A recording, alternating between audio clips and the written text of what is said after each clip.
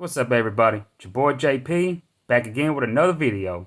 And today, I have the Xiaomi Mi 10T Lite 5G in this absolutely stunning rose gold beach color. And it does it no justice. That thing is absolutely gorgeous. It feels absolutely fantastic in the hands. Ladies, you know the procedure. I'm going to get right into this one. Type-C has your headphone jack. It does have NFC, by the way. I always forget to mention it has NFC. Quadruple camera setup. It fades from that gold to that blue as you go up the device. Absolutely stunning. Gorilla Glass 5 in the front. It is a 6.67 inch display. So of course I always round it up to 6.7 inch for the rest of the video. It has a 30-watt charging. There's your charging brick. Your USB Type-C cable, your literature, your clear case that comes with it. It's more like a frosted TPU case. Yeah, this is the 6 gig variant, 128 gigs internal storage, expandable memory. Y'all know I already got a video on the Mi 10T, not the Mi 10T Pro, but just the Mi 10T, which still has a Snapdragon 865 processor, but it has the 64 megapixel rear main sensor instead of the 108 megapixel of the Pro. That was the big difference right there with the 10T and the 10T Pro. The 10T Lite here, it has a lot of things going for it too. Snapdragon 750G, and unlike the flagship ones above it, this has expandable memory, and the Mi 10T and Mi 10T Pro does not.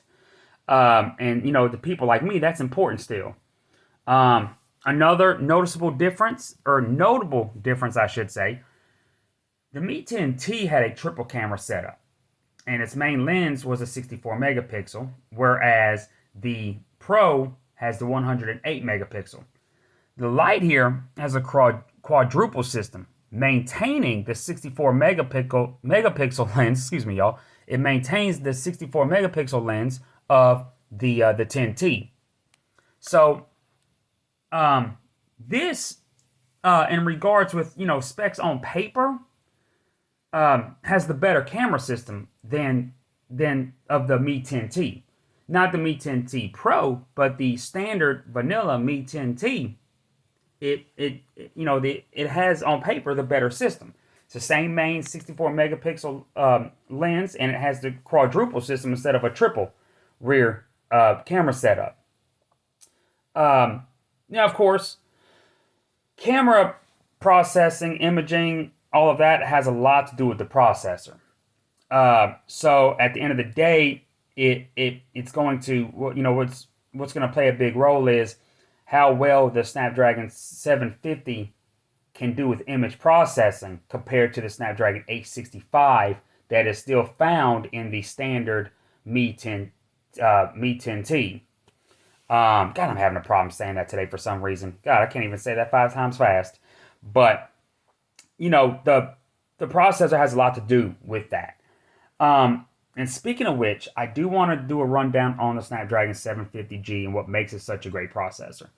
If y'all check out the video that I did previously a couple weeks ago on the LG K92 5G, you will have seen that I was quite excited with the fact that it had the Snapdragon 690 processor, and it was the first with it.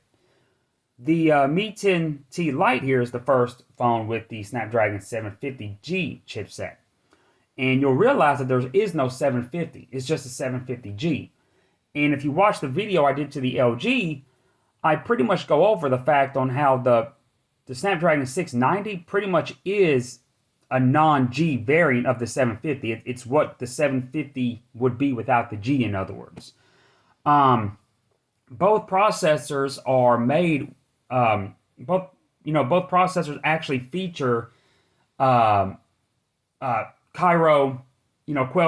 custom Cairo 500 series chipset instead of the 400 series that the Snapdragon 765, 765G, and 768G processors use. So don't let the higher numbers fool you. See, the 765 and up use Cortex A76 cores, but the Snapdragon 690 and 750G actually use Cortex A77 cores. Now, yes, they're clocked lower because Qualcomm is trying to position them as lower tier processors. But that's more or less of a Qualcomm thing, because really those processors, the 690 and the 750G, are more future proofed than the 765, 765G, and the 768G. If you think about it, Qualcomm is going to take certain things away from them, so they aren't as good. One notable thing that I discussed in the LG video was the Adreno 619. The 750G found here has the Adreno 619, and oddly enough, the Snapdragon 690 that's found in the K92 5G as well as the OnePlus Nord N10 5G has what Qualcomm calls the Adreno 619L. So, obviously I'm guessing L stands for lower clock, maybe. It's the only thing I can really think of.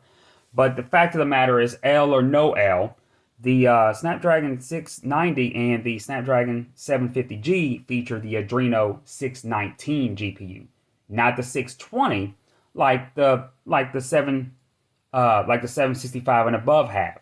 But think about that. Think about that for a minute. How much difference can there be? Adreno 619 versus Adreno 620. I can only think of the clock speed. I'm sure that the 619L is just slower. It's just lower clock than the 619 even. When you compare the 690 Snapdragon to the 750G. And I'm sure that Qualcomm is, as far as the graphics goes, I'm almost 100% certain that there is not a single thing found in any single game that would show you an ounce of a difference between the Adreno 620 and the Adreno 619. Whatever that difference may be, I promise you, there's no game out, for example, no video editing software or any other kind of program that uses the GPU specifically where you're actually going to be able to tell a difference between the Adreno 620 and the 619. It's one of those things where, despite the lower position number, it ends up being the more future proof, the more next generation of the bunch. Purely considering the difference between the Cortex A77 and the Cortex A76. Again, with the Snapdragon 750G found here, you're getting the Cairo 500 series custom chipset from Qualcomm. I think it's the 575, if I'm not mistaken, where the Snapdragon 690 found in the LG K92 is Cairo 560. That was Cairo 560, and this right here, the 750 Snapdragon, is the Cairo 575 or something like that. I just say 500 series because I can't remember the exact number.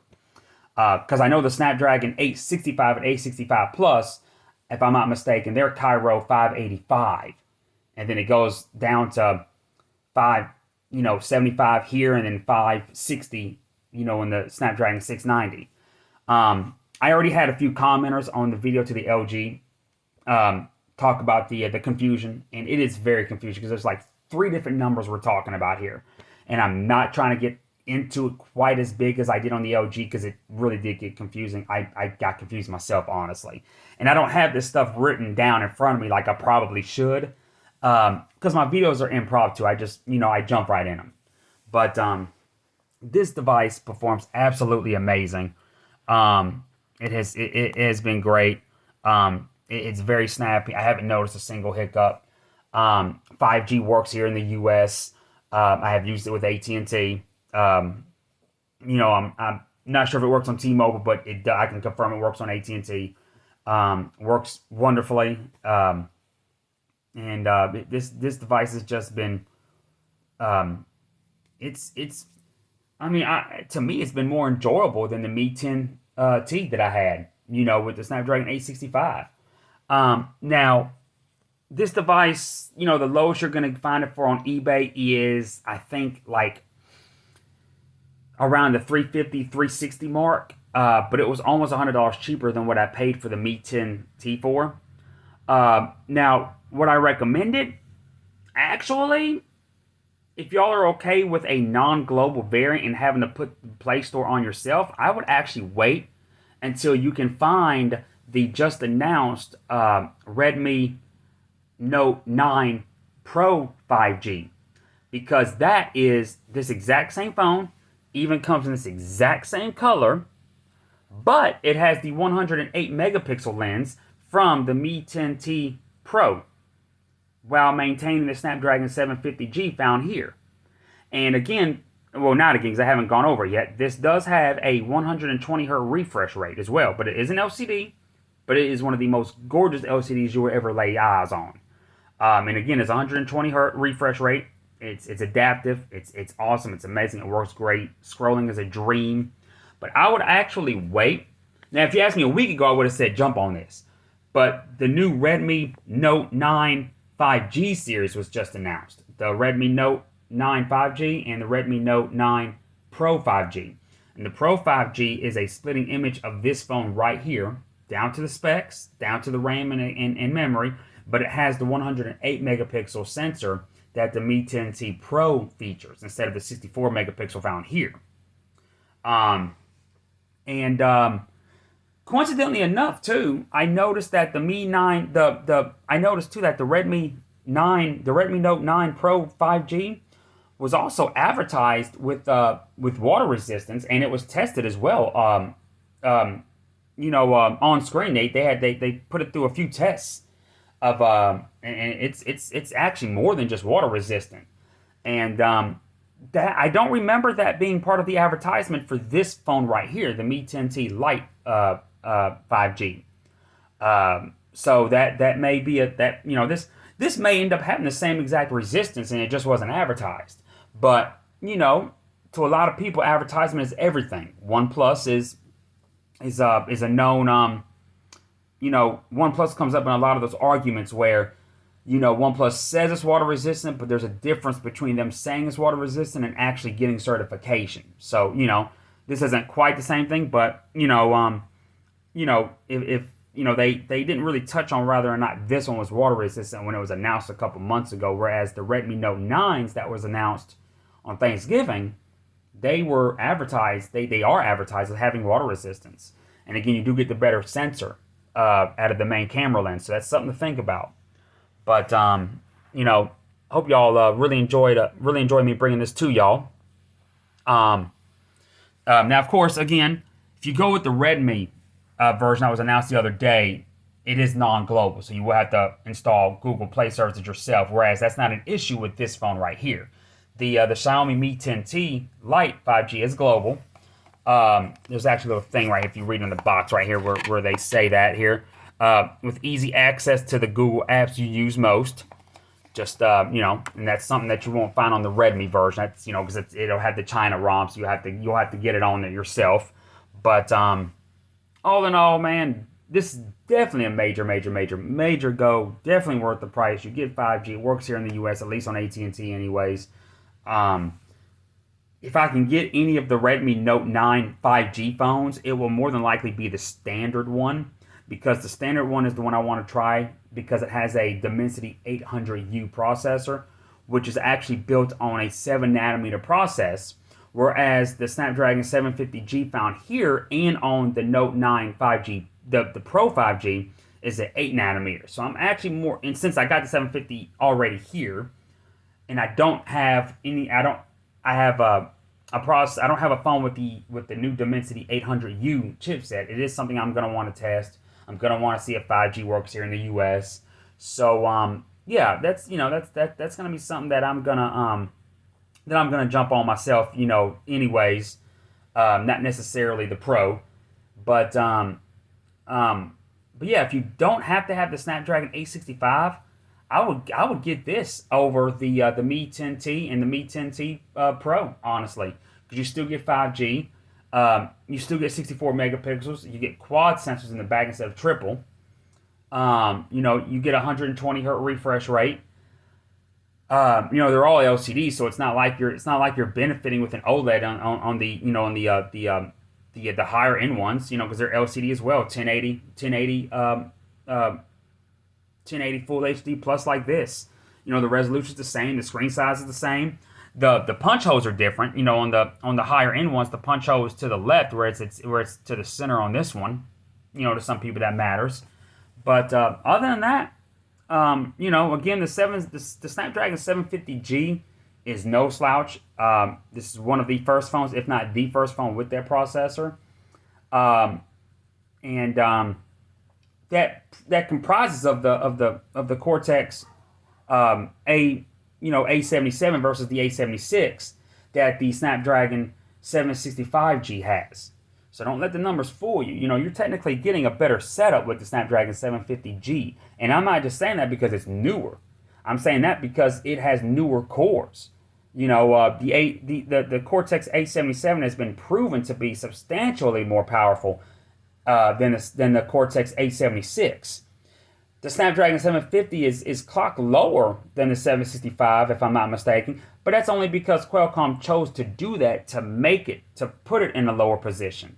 See, but I mean, granted, nobody really roots these phones and hacks them like we used to back in the day. There's really no need to. There's still a scene that does it, but no one really does it as much anymore. But I promise you, if people still did it like we used to back 5, 6, 7 years ago with the old HTC phones, if y'all remember, we used to overclock the CPUs all the time. I mean, freaking overclock the 750G to the 765, to match the 765G. And I mean, heck, that's all it would need to be a better processor, is to match the clock speed. This is just an all around, it has newer technology behind it, in other words. But anyways, sorry for the rambling. I hope y'all enjoyed a little overview of this device right here. Y'all check it out. And I'm been impressed with this phone so far. It takes great pictures. And it is what it is. It's been fantastic. Hope y'all enjoyed this. Peace out.